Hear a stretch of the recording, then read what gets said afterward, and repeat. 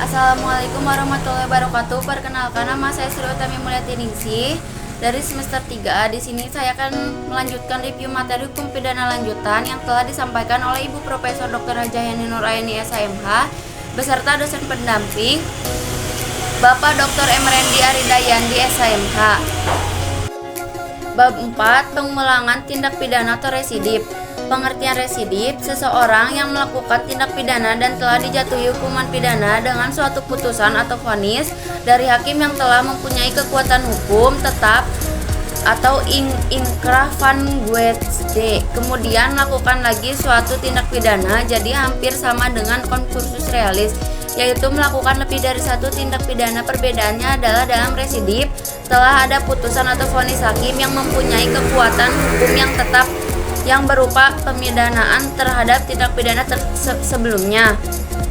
Sedangkan dalam concursus belum ada putusan atau vonis dari hakim. Residip adalah alasan untuk pemberatan pidana. B. Pembagian, pengulangan atau residip. Yang pertama, residip umum atau allgemeine Stelsel residip, yaitu semua pengulangan terhadap jenis tindak pidana apapun dan dilakukan dalam waktu kapan saja. Pengulangan merupakan alasan pemberatan, jadi tidak disyaratkan jenis tindak pidana yang dilakukan maupun tenggang waktu pengulangan. Dengan demikian, tidak dikenal daluarsa. Residip atau pengulangan jenis umum ini tidak dikenal dalam KUHP. Yang kedua, residip khusus atau spesial Stelsel residip. Tidak semua jenis pengulangan merupakan alasan pemberatan.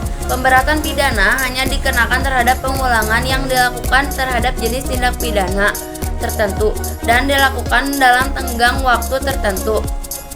Jenis residip inilah yang dikenal KUHP.